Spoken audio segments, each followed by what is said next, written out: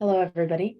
I'm here to talk to you today about some topics that apply to everybody, absolutely everybody. Prioritization, organization, procrastination, and attention.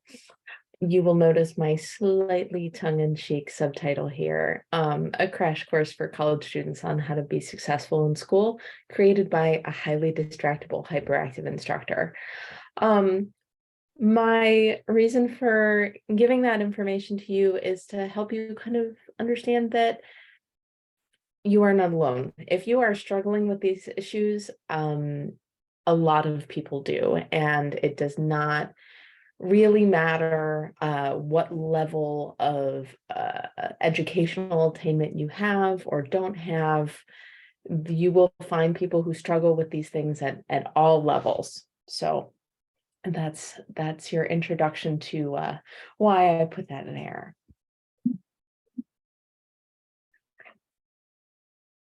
Okay, so the purpose of this lecture is to kind of help all students improve their approach to educational attainment, regardless of which of my classes that they're in, or if they're not in any of my classes. I teach Psych 1, Social 11, and Social 12.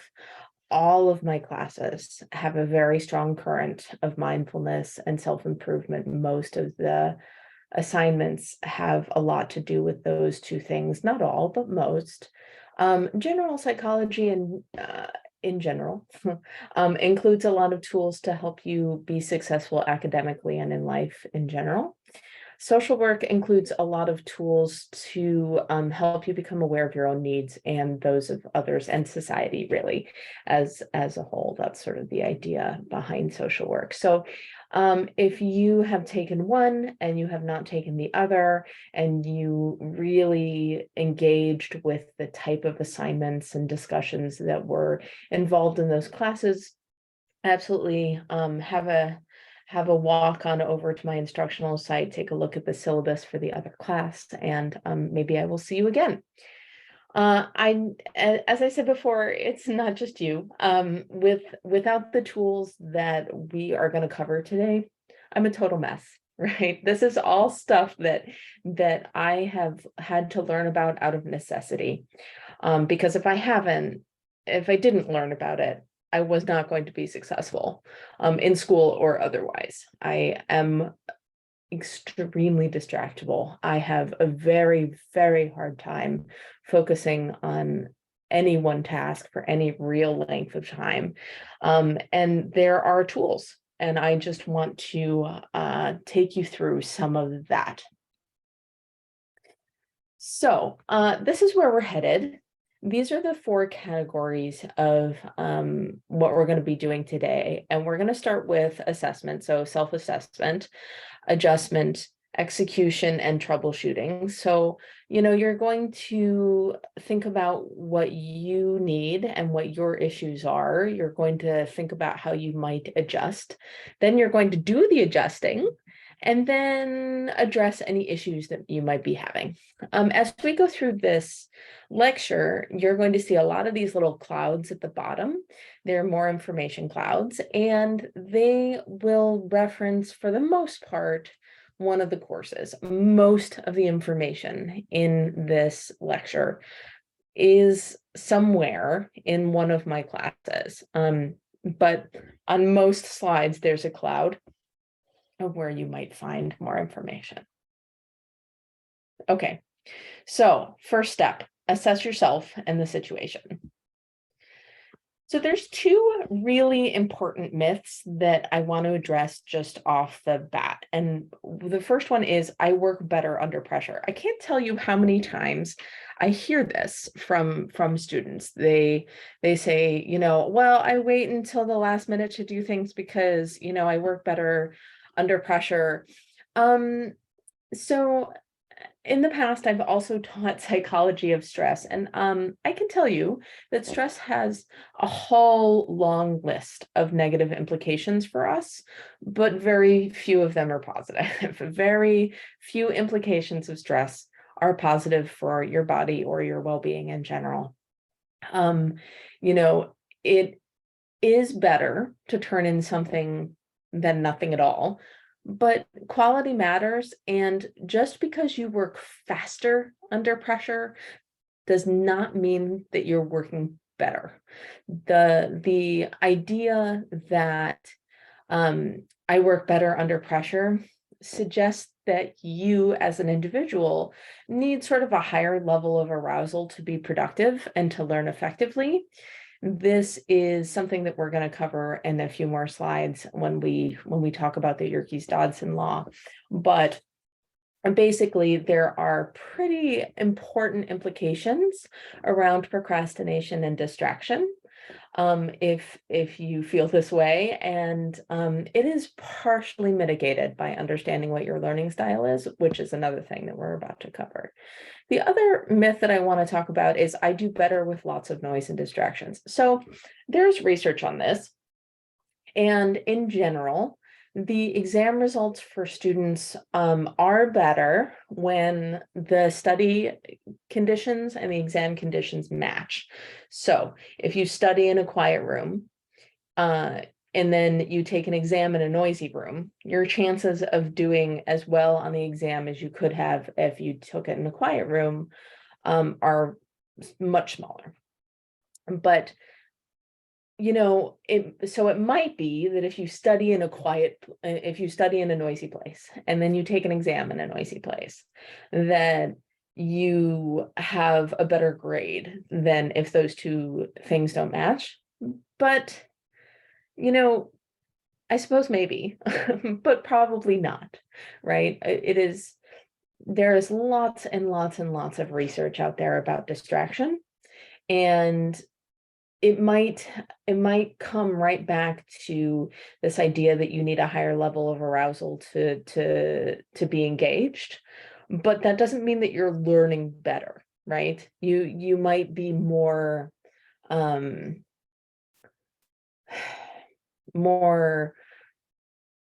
interested in what you're doing, but that doesn't mean that you're learning better. Okay, so now let's talk about this. So this model is something that you will have seen if you are in my Psych 1 class. This is something that is very near and dear to my heart. This model basically says that your performance is going to be less than ideal if you are under-aroused or over-aroused. So if you're too sleepy, if the situation is too quiet, if there's not enough stimulation for you, you're not going to perform well. At the same time, if it's too chaotic, if it's too hectic, if there's too much going on, you're also not going to be able to perform well, right? Same level of underperformance, different reasons. So your spot on this graph depends a lot on your skill level with the task, how familiar the task is to you, your personality type, and how complicated the task is. So we go into this more in Psych 1. There's an entire assignment around this. But the idea is that you need to have some awareness of how much arousal you need to be productive and to learn well.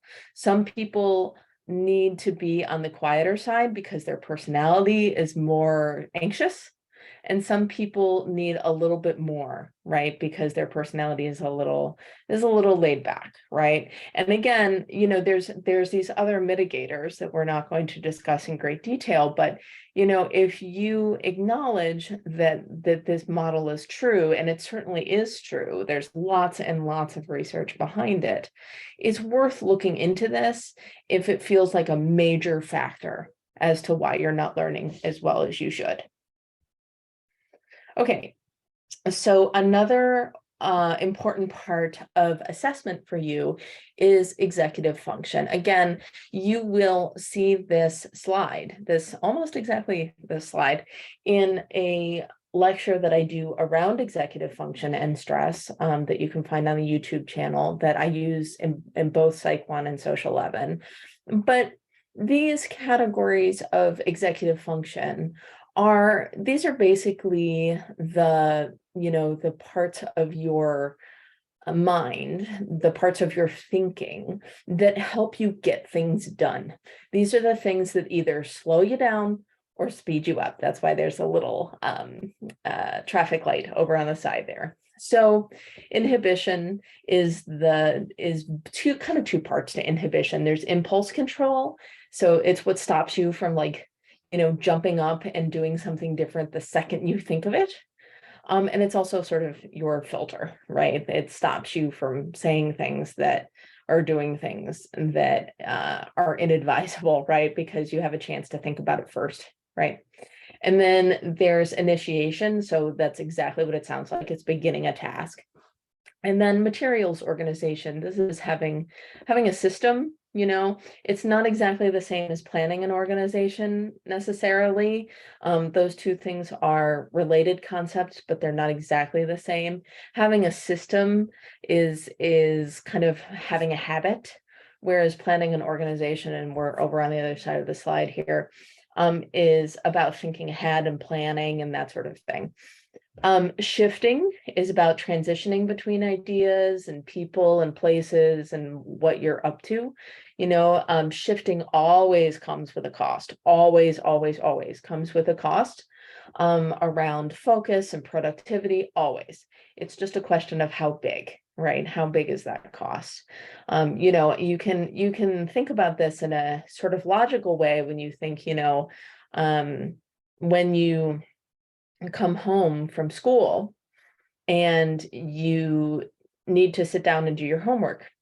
Well, it takes time to do all of this, right? Like, it takes time to come home from school, put your things down, do whatever it is that you need to do, get a snack or whatever, and then sit down and do your homework. This is shifting, right? And for some people, they can do it better than others, but it can be a really major time drag. Okay, so another part of executive function is working memory. So this is like the short-term memory. This is where you repeat phone numbers to yourself. That's your working memory. Self-monitoring. It's kind of your internal personnel evaluation. Are you on track with the rules and the standards of the situation that you're in? So in this situation, are you on track with the expectations of the class, right? Emotional regulation. Are you very easy to stimulate? Do you go from 0 to 60 really fast? Or, are you able to calm yourself down really quickly? Like, this can have a really big impact on how you do executive function wise in general. And we already discussed planning and organization. So there's a little bit of a note here on attention splitting and shifting. So as we covered on the last slide, these are part of your executive functions, and you need to do a pretty critical self-evaluation of how good you are in each of the realms of executive function. But these two things are super, super critical. So splitting your attention, doing two things at once, or shifting your attention between tasks. So switching between your email and lectures creation, for example, leads to huge negative consequences in productivity. And this is a big, big problem in, kind of today's world. One, we're all very busy, and it's very hard to only have one thing that you need to be doing at any one particular time. So splitting your attention, sometimes it's not avoidable. I have a toddler. She's only in school part-time. So a lot of the time I don't have any choice except to split my attention. Even if most of my attention is on my work, at least some of my attention is going to be on her and what she's doing, right? Because she's not completely self-sufficient, right? So shifting your attention between tasks, every time you flip to a different task, every time you're distracted by a different task, there is a cognitive cost to that. Or sometimes it's more significant that the cost is getting refocused on what it is that you're doing, but there's always a cost. No, really, you're definitely not good at it. I can hear many of you thinking like, no, no, no, no, no, no. I'm really good at this, but you're not. Everyone suffers these consequences, everyone. Some people, it's a little more subtle than others just because they're so good at executive function in general that it's pretty subtle, but everyone suffers these consequences. Okay, so learning style. So learning styles can be conceptualized a lot of different ways. And if you've taken Psych 1, you know that when you take the learning style quiz that's linked off of that assignment, they only measure 3 areas of learning style, but there's more, right? And I conceptualize this 2 different ways. And again, there's lots of different ways to conceptualize it. I'm a pretty visual learner, so this is how I conceptualize it, right? So I had dinner with my family the other day, and we got pizza, and the pizza place also has cookies, and they both come to you in this sort of round format, and you can get different toppings and all of that stuff on both the cookies and the pizza, and that was what I was thinking of when I was creating this slide, right? So my conceptualization of learning style is that these are 2 different sets of style, and you need to pick from both, right? You're getting your main course, you're getting your pizza, and you're also getting your cookie, right? And you're going to kind of take from each. So to take the kind of the learning style first, the pizza, right? So there are really 5 main ones, which are verbal words, right? Auditory, so sound and rhythm. So like for people who are auditory, hearing something is really important, or being able to put it to music is really important. If you ever been able to learn lyrics really, really, really easily, but then when somebody says, memorize this paragraph, there's no hope for you, right? That's because as an auditory learner, you rely on that rhythm, right? Visual, so pictures and spatial relations, and kinesthetic, touch and do. If you don't do it, you don't learn it. A lot of people are like this. This also applies to taking notes. Okay, so taking notes is sort of a special case. It falls under several of these, almost all of them except maybe math and logical, because there's lots of different ways to take notes in your learning style. But kinesthetic, like writing it down, and then let's say you're kinesthetic and you're visual. I'm very kinesthetic and very visual. So like for me, I write something down as a note, and then I see the note in my head later, right? When I go to recall the thing that I need to recall, I see it in my head later, right? So, and then there's math and logical. So, you learn things through their patterns, through their reasonings, through, a path, a logical path of how you got there. This one often goes along with auditory, right? But you're going to have some percentage of all of these, right? It's not like you're going to be, oh, I'm only an auditory learner, oh, I'm only a visual learner. That's not how it works. You're some percentage of all of these, and together it makes one pizza. Okay, it's going to be a pizza with a lot of different toppings, but it makes one pizza. And then you have 2 other kinds of ways of learning, which is individual and social. So if you are one of those people who has a really hard time learning when there are other people around you, then you're very much an individual learner. But if you're somebody who really benefits from learning something by explaining it to others, that's a social learning model, right? If you learn better by explaining it to others, or you learn better when you're surrounded by others, social model, right? Individual learners are the types that are studying alone at home, who are making themselves flashcards or something. That's those folks, right? And so you can see how these are kind of different categories than the pizza side, right? So you're going to have something from both of these models. As I was saying about notes are kind of a special case. You can take notes a lot of different ways.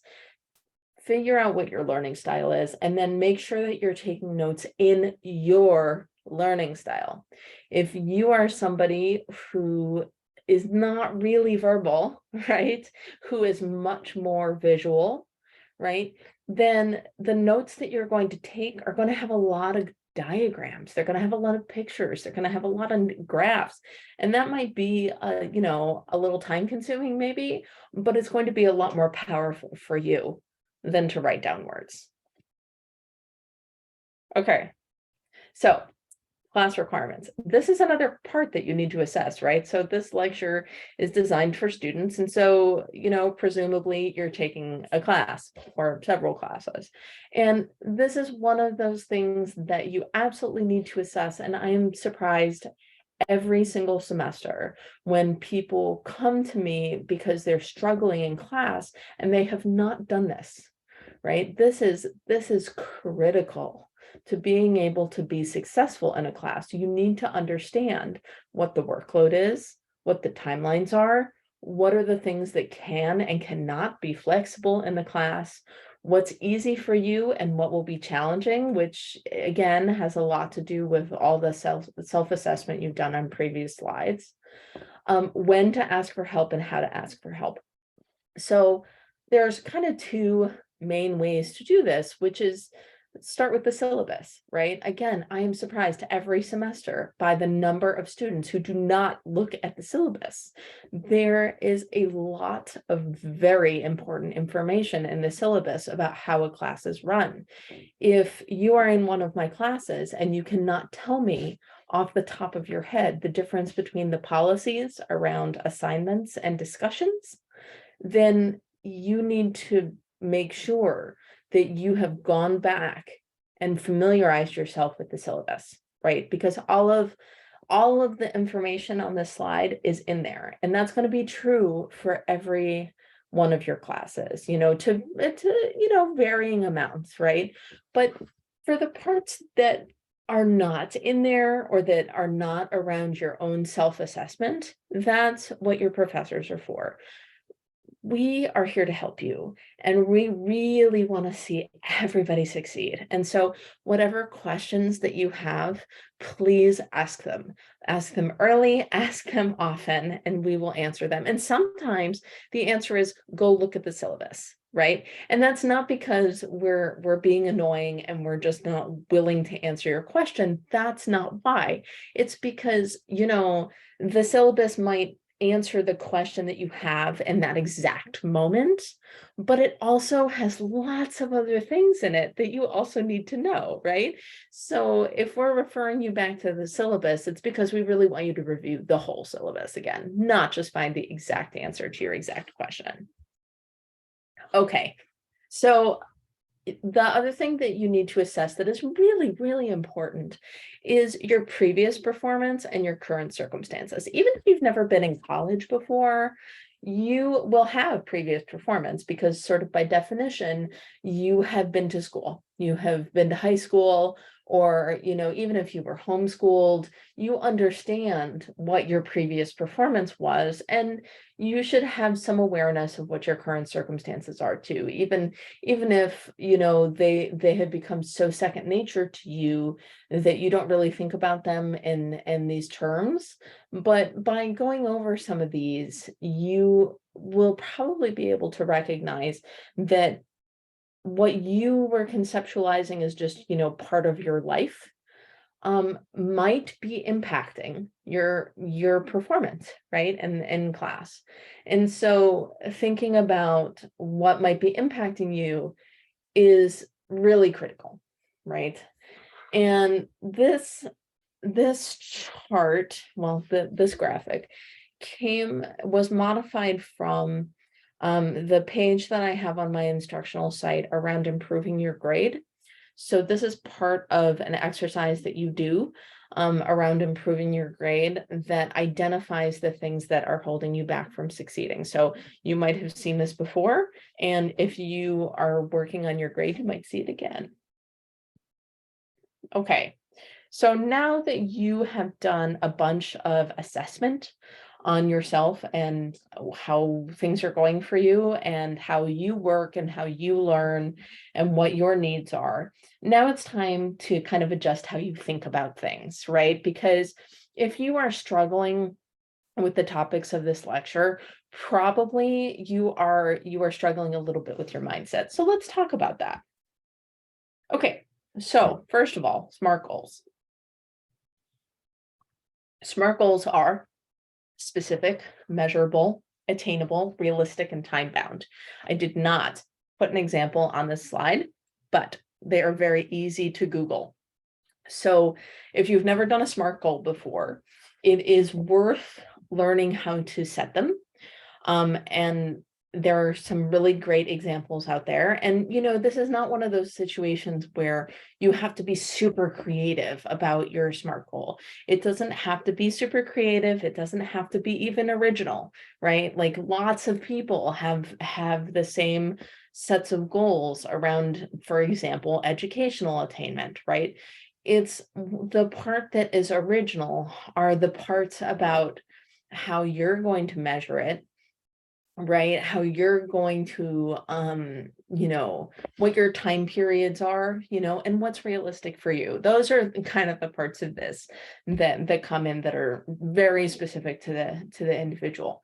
But, the thing about goals, so many people skip this step, but we always need to have a goal, and it is super useful to know what your goals are. We don't just get in the car and start driving. We're going somewhere when we get in the car. So, college, same idea, right? Like you need to know why you're here. You need to know what your plan is, where are you headed? Where are you driving to? Consider, especially if you're a visual learner, consider a vision board, right? So like this can be very motivating when you're feeling very unmotivated to have a vision board in front of you. It's not exactly part of a SMART goal structure, but it's pretty helpful. It might feel a little bit silly, especially if you are, in mid or late adulthood to be, cutting pictures out of magazines and stuff, but I really recommend it as a very personal and useful way to visualize your goals, right? It's all well and good to come up with SMART goals and they're all wordy and, they're in a file on your computer maybe. But to visualize these, in a vision board is so much more motivating when you're sitting in front of your computer and you can look up on the wall and see it. So, a good set of goals has short, medium, and long term, right? So what are you going to achieve in the next few weeks? What are you going to achieve this semester? What are you going to achieve in the next 5 years? That sort of thing, right? Like your exact definition of short, medium, and long is yours, but it's important to have goals in each area, right? And remember to identify what your motivations are. And this is part of why a vision board is helpful, because it might include pictures of what your motivations are. Like, if I were to do a vision board right now, it would certainly include lots of pictures of my family, right? Especially my daughter. And make sure that you understand what is motivating you, what is causing you to get in that car and drive. What is the thing that is pushing you, right?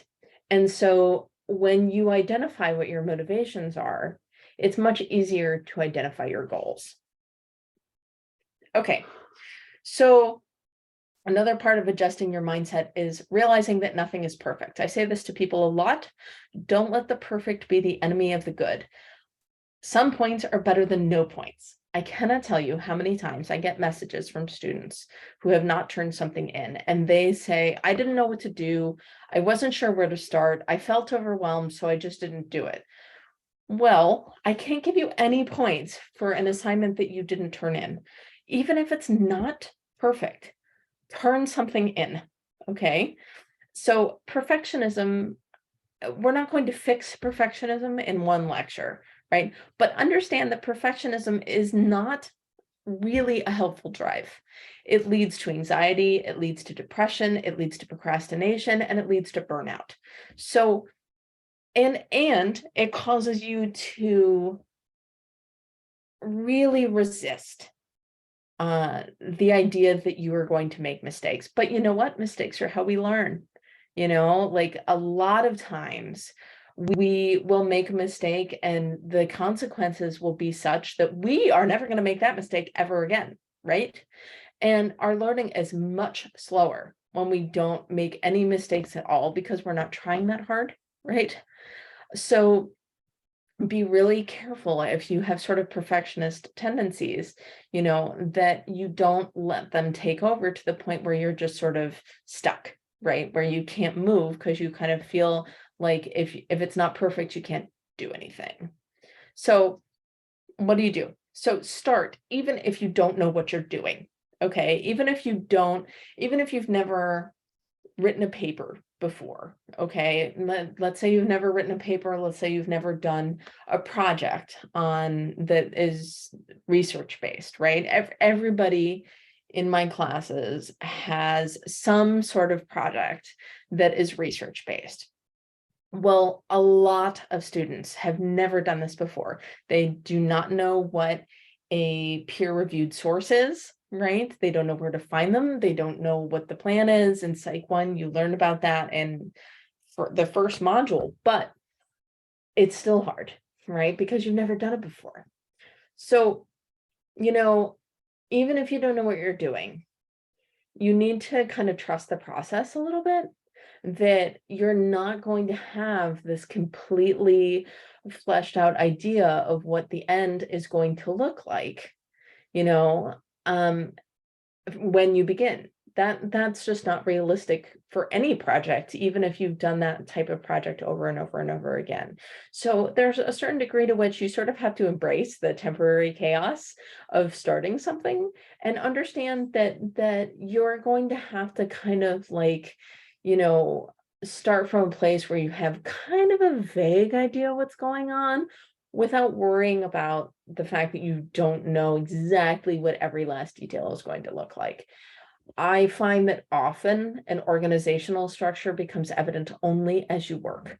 So, for example, this lecture, right? I had an idea about the things that I wanted to cover in this lecture, but I would say I had done 75% of it before I realized what the categories were, right? You remember that slide at the beginning where with the arrow that says, we're starting here, we're going to do this, we're going to do this, we're going to do that, right? So that organizational structure was not in my head when I started this. I just had some kind of separate ideas about what I wanted, and then that structure became evident as we move forward. So we're going to talk a little bit about this more as we go forward, but be okay with the idea that you're not going to have a structure that is the same from beginning to end. You might not have a structure at all when you begin. Okay. So another part of adjusting your mindset is doing a cost-benefit analysis, right? So understand that whatever inputs you put in, there's a certain amount of benefit out, okay? And a lot of that has to do with what your motivations are, right? Like how much time, effort, and money do you want to put in to anything, right? For the amount of benefit that you're going to get out. So if you don't know what your motivations are, you're not going to be able to do this, right? So you need to think about what your motivations are. Also, I just want to point out, you need to be kind to your future self if you can, right? Like I can't tell you how many times I have not bothered to turn my shirts back from inside out to right side out before throwing them in the laundry. And then when I'm folding at 3 o'clock in the morning, I have to take all my shirts and put them back so that they're all right side out again before I fold them and put them away. This is an example, kind of a dumb example, but it's an example of making my future self be responsible for kind of the laziness of my past self. And that's kind of a frivolous example, but there's lots of really serious ones. So procrastination is a really good example of this, right? So when we put off today to tomorrow what we could have done, we are putting that responsibility of completing that item on our future self. So if you know that you should not be doing this, that your future self is really going to suffer, visualize having a conversation with them, right? Visualize having a conversation with that future version of yourself and talk about it with them. And I know this sounds silly, but it works, right? This is a research-based suggestion that I'm making. This does not come from my head. Visualize that conversation, right? Visualize your future self telling you how inconvenient that was that you did that. And also visualize why you are putting all of that on them and talk it out. Okay. I think this is the last part of this section, but remember that you must leave space. Okay. You shouldn't always be working. First of all, it's not feasible. We can't always be working. That's not how life works. But we need time for things to take longer than we intend, for things to be slower because we're learning new things, to rest, right? To be by ourselves, to be with others, and to just like not be thinking about stuff, right? Like there's a very important aspect of relaxing and recharging, contributing to quality work. If all you do is go from one task to the next at top speed, your quality of work will suffer. Maybe you will turn everything in for a while, right? You can do it for a while. Will it be great? Probably not. But eventually, you're going to burn out, right? And it's probably going to be at a pretty inconvenient time. So make sure that you remember that you need to take care of yourself and take care of your family and leave space. Okay, so now that we have like figured out what the issues are and we've kind of adjusted our mindset a little bit, let's talk about how to mindfully create your success by executing your plans. Okay, so I will say before I start talking about this section that what all of these things will look like for you are going to be different from what they look like for me, right? A lot of these are focused on what works for me, because I'm the one doing the lecture, right? I'm not you. So just because it works for me doesn't mean that it works for you, but I would encourage you to try lots of different things until you find things that work for you. So one thing that everybody has to do, sort out your sleep. I am grading right now the sleep tracking assignments in Psych 1. Very few people have said, my sleep is great.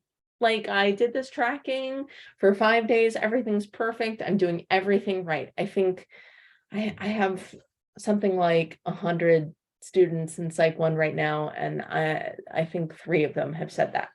So, sort out your sleep, figure out what the things are that are preventing you from getting as much and the quality of sleep that you need, and take it from there.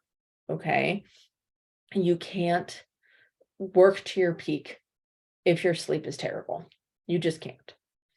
So then get the tools that you need to really execute. So for me, this is a calendar, erasable pens, highlighters, rulers, because when I take notes, is really important for me to be able to draw things out. So if there's a chart, if there's a graph, to be able to do that. And for me, color is really important. So I highlight definitions in a different color than I do, concepts or something. And I get very distracted if lines are not straight. So my ruler is, part of my arm, essentially. I was definitely that kid in college who showed up to class with highlighters and rulers and pencils and stuff, right? So for me, the neatness of my notes was really, really important. For some people, it really isn't, but for me, it is. So speaking of notes, take notes, okay? However you go about taking notes, you must take notes. Just reading or watching material does not make it stick. It just doesn't. It's not going to stick as well. There are some people who are highly auditory learners who do well just listening to things or just hearing things or watching them, but you're nobody is 100% an auditory learner. So take notes, because just reading or watching the material is not going to have it stick. Get away from your high distraction environment. Everybody has one. Everybody has a high distraction environment, unless you live by yourself. No pets, no children, no friends, no nothing. You are probably in a high distraction environment at least part of the time. So make sure that either you set aside a bunch of time where you don't have any distractions at all, right? Like right now, the cat's in the living room and my daughter is with her father, and my phone is on airplane mode. Like, no distractions. It is just me and this lecture, right?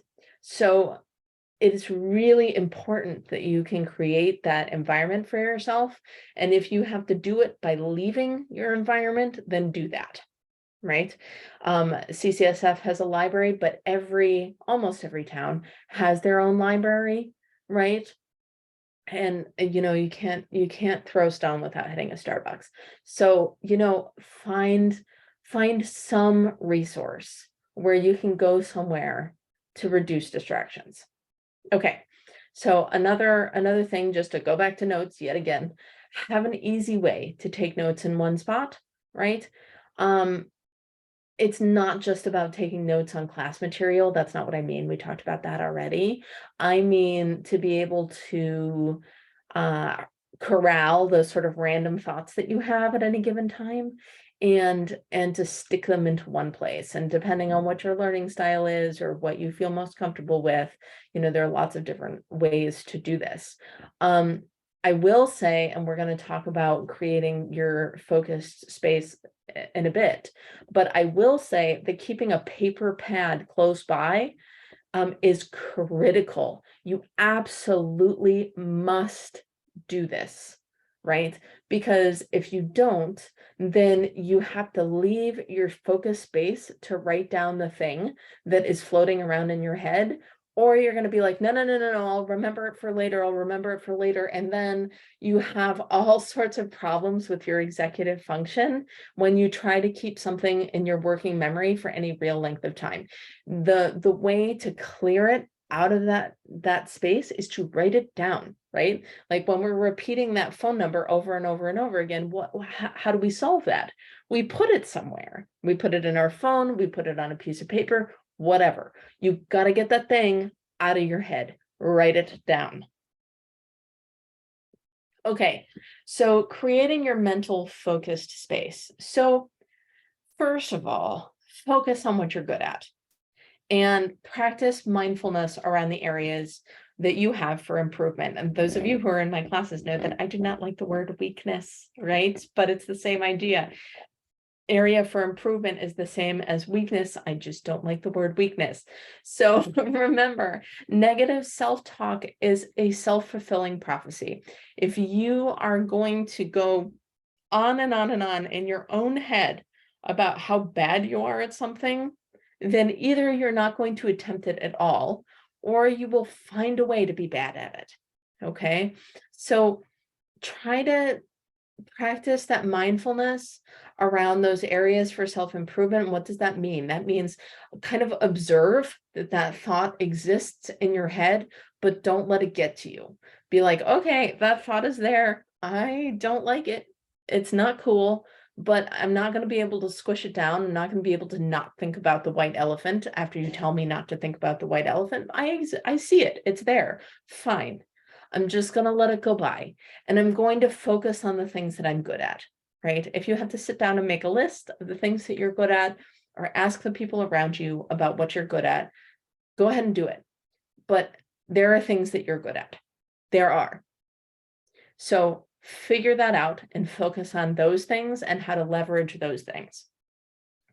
Again, remember, task switching is a huge drain on your mental resources.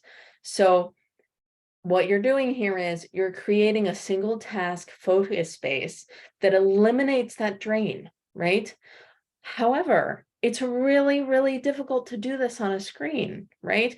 My older students will remember a time before there were a bunch of screens around where it was much, much easier to focus on a task for a real length of time, much, much easier.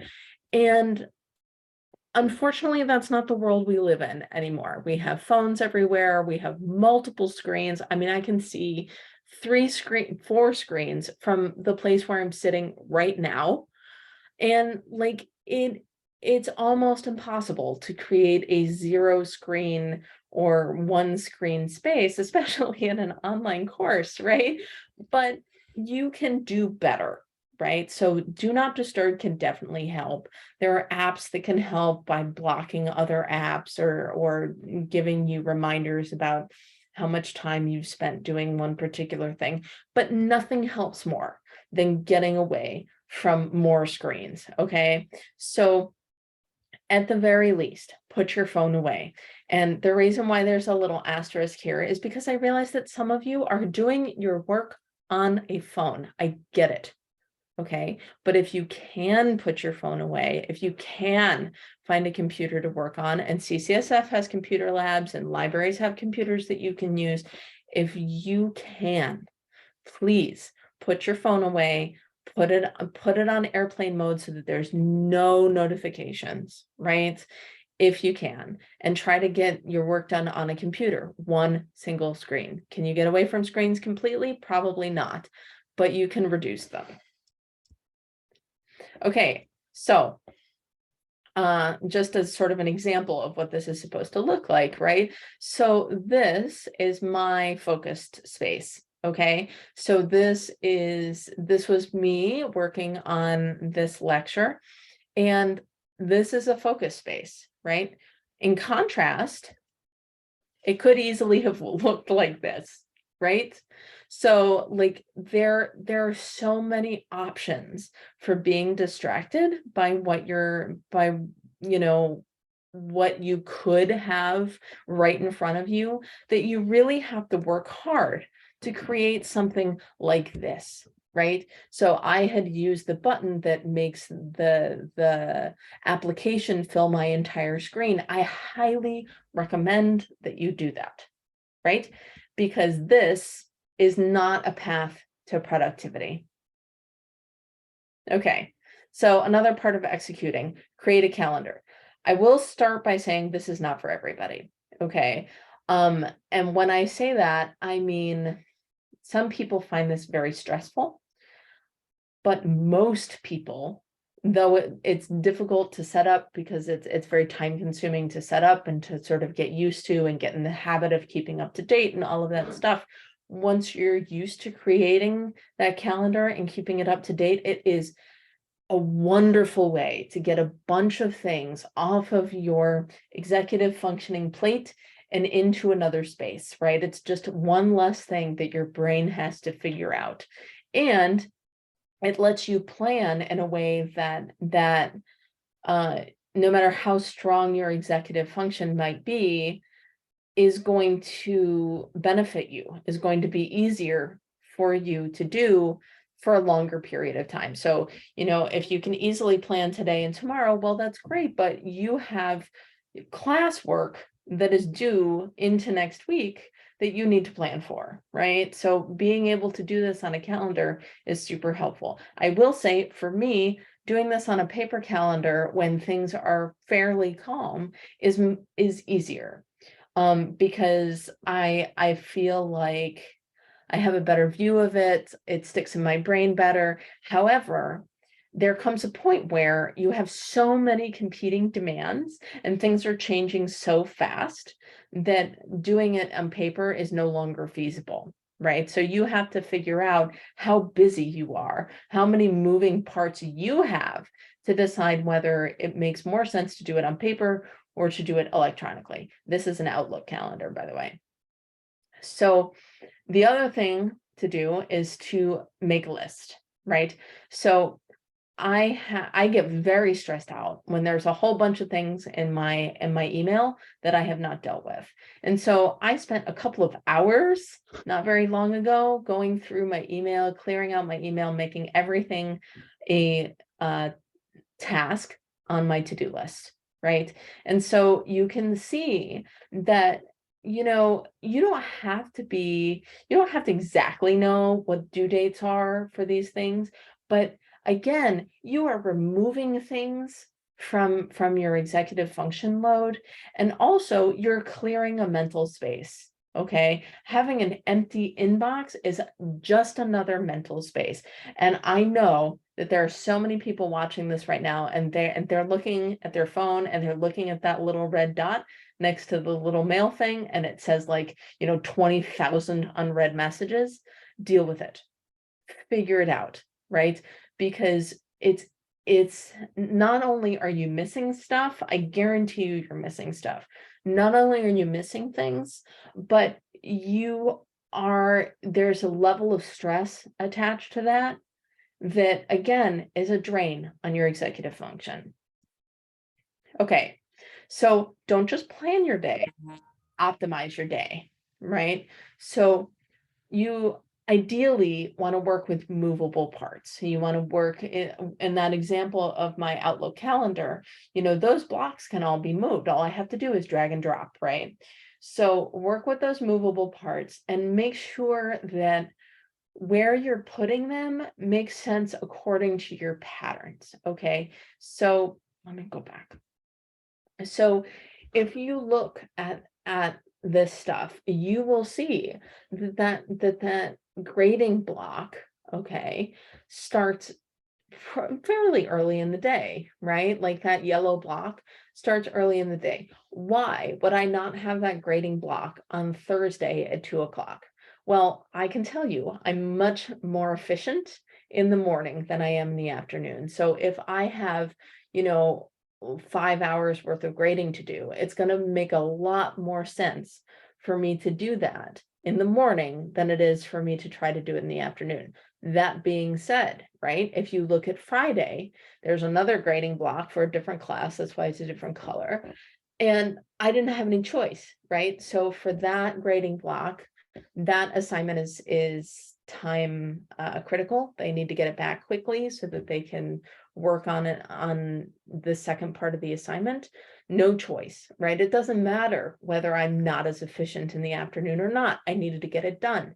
So, you have to think about, what the mental resources are that you have to apply to things, but also, like, the reality of the situation. You can't always work with what is most efficient for you.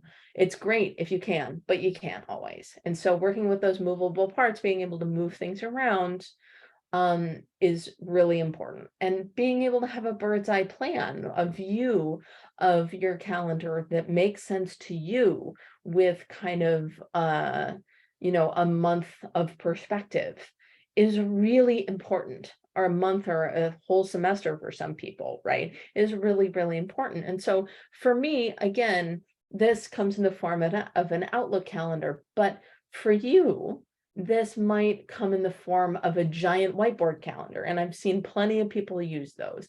And so, it gives you a view of what's coming up and what you're dealing with. And if you're one of those people who is surprised by, oh my God, suddenly there's this deadline that I didn't realize was approaching. Well, you can't really avoid it if it's staring you in the face every single time you look at the calendar. I look at my calendar probably 30 times a day, right? I can't miss deadlines. They are right there staring at me, right? Create that situation for yourself. All right. So you're not going to know always how to find success, right? If you're watching this lecture, you probably don't know much about how to be successful, right? So first, work to identify those strengths and those areas of development. What can you use in your strengths that will help you work on what is not so strong, right? So there is an assignment in social work that where you are, it's a discussion actually, where you are tasked with doing exactly this, but everybody should do this. Identify what your strengths are, identify what your areas for development are, and then figure out how you can apply those strengths to those areas of development to help you, right? So start there. Then try different solutions, even if you don't think they're going to work, right? Seek suggestions from the people around you and from professionals. And even if you think they're not going to work, give it a try. What harm does it do to give it a try? It might work for you. And then use the resources available to you. So, at City, we have a very deep well of resources available to students, like DSPS supports students with, identified disabilities, but there are many, many, many other resources for students. So, use the resources at the library. There's always a librarian. It could be 3 o'clock in the morning and you can still send a message and get a librarian, right? There's every instructor has office hours, right? So utilize those office hours, right? And then there's the, text to speech options of your text, listening to lectures while you commute. I do this all the time, right? So, I'm responsible for way more reading than I can do because I'm not a particularly fast reader, right? But I can absolutely listen to things, right? While I'm doing housework or driving or whatever, right? I'm not going to watch a lecture while I'm driving, but I can certainly listen to one. And you can get a lot of information while doing that. And then maybe when you go back to take notes, it goes a little more quickly, right? Because you've already heard it once. And then ask people for support, right? Especially if you're the only one in your circle to go to college, you're the first one in your family to go to college, you're not necessarily going to be starting from a place where people just randomly throw unsolicited advice at you that actually turns out to be useful. You might not have that resource, right? So ask around. And then understand that you need to get help when you're struggling, not when you think you need it. So what does that mean? We're going to come back to that in a second. All right. So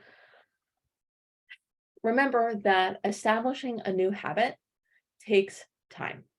A routine is not a habit yet. Routines are intentional, they're regular, they're thought carefully out each time you perform them. They're rarely comfortable. It's hard, because you have to think about every step. But habits are automatic. You don't have much intentional thought around them. They're pretty low effort. They just sort of occur. Driving for most of us is a habit, right? But learning to drive, right? Like, so, every Sunday morning going out with one of your parents to learn how to drive, that's a routine, you see? So, to make a habit, you must first establish a routine, and that takes time. I am not going to give you suggestions about how to do this. First of all, there's an assignment for this in Psych 1, but also there are lots and lots and lots of ideas out there about how to create new habits. You need to find what works for you. So remember, look at what has worked for you in the past. Okay, how did you do it before? There are habits that you have formed, right, or unformed. There are things that you have added that have now become a habit. How did you do that? How did it become a habit? Start there. Okay, troubleshooting, finding solutions. So procrastination is such a big deal. So break down those tasks into chunks and make sure the first task is an easy one. Okay. So, for example, doing this lecture, the first task is to create the look for the lecture. It's to pick a template. Really, this is not a challenge, right? It's to pick a template, it's to pick a color scheme, but it's the first step. And once I've done that, it's so much easier to keep going. That sense of inertia, right? Like an object that is not in motion will likely stay not in motion. An object that is moving is going to stay moving unless an outside force acts upon it. Okay. So, make sure that that very first task that you set is something that you're like, yeah, that's no problem at all. So do that first. So procrastination is very much driven by that flight or freeze response, but you can deactivate it by activating that rest and digest response. Okay, so you can get out of flight or freeze by quieting down that negative self-critical thought pattern with mindfulness that we discussed before, with yoga, with Tai Chi. It kind of depends whether you're more in your head or in your body, but your job is to observe and accept the thoughts that you have about whatever your concern might be without judging yourself about them or ruminating on them, right? Don't overthink it. Let it go by. Let it pass. And then get to work, right? Practice self-compassion. Respond to yourself with kindness, acceptance, and understanding, not with self-criticism. It does not help you or anyone to go around telling yourself how bad you are at everything. It's not helping, right? So be kind to yourself, be less rough, say, all right, I should have started this earlier, but I didn't. But starting it now makes me a hero. Start there. Remember, we talked about this before. Everyone makes mistakes. Everyone struggles. Everyone has shortcomings. It's not something that should freeze you in place. Remember to take some perspective on that situation without letting your emotions take over. Often, when your emotions take over, you do nothing, or you do the wrong thing, or you get so anxious that what you create is not to your potential. So, practicing self-compassion does result in short-circuiting the cycle of self-doubt and procrastination and finally moving forward with whatever project. Okay, so remember, be realistic, okay? Remember, we need time to ourselves, we need time for others, we need time for things to take longer than we intend, and we need time that isn't structured. Again, you can get away with not doing these things for a very short while, but eventually it's going to catch up with you. Remember that you're prioritizing sustainable habits. You're looking to create habits that you can keep. You might be able to force yourself to get up at 4 every morning and stay up until midnight every night and, create that routine for a while. But you cannot create a habit of that because, your body won't last and you'll get burned out. It's not going to work. So, make sure that you don't end up doing something that's going to hurt you eventually. This graphic is here because helmet's optional. Eventually, if you don't wear a helmet, you're going to get hurt, right? If it eventually. And the same with these. Okay. So, we rarely know when we need help until the problem is severe. So take objective stock of how it is actually going, not whether you feel you need help. I said I would come back to this. This is the part where we're coming back to it, right?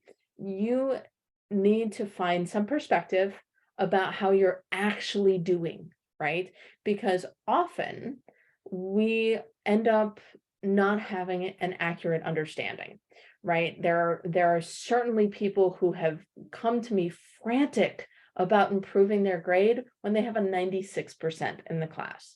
But on the flip side, there are people who never approach me about their grade, who are well past the point in failing the class where they can fix it, right? So the key is to hit it in the middle, is to figure out how it's actually going, before you feel like you need help, right?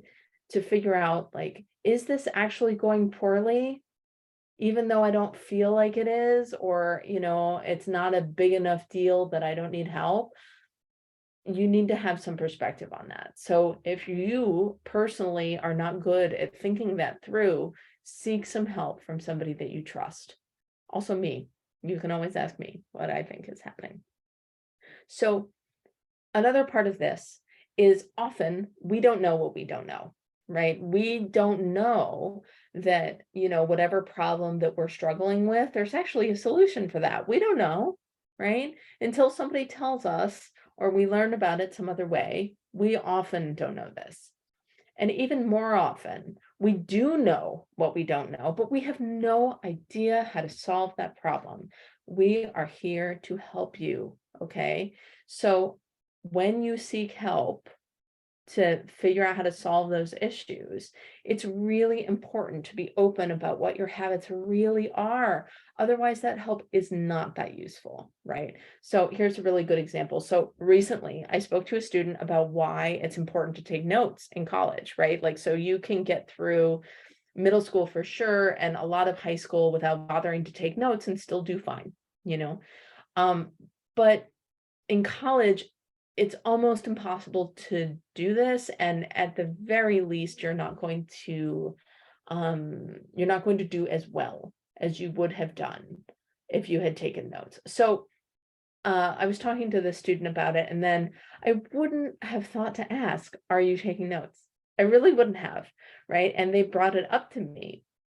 And I realized, like, oh, this is the core of your issue. Like, this is why, you're not doing very well, is because you need to take notes. And I think that we need to make sure that when we're asking for help, that we're open about what our habits really are. And sometimes we don't know what is the critical piece of information, and then it kind of comes out in conversation, hopefully. But if you do know what you're struggling with, and you don't share it, then whatever help that you've received is not going to be as powerful as if you had.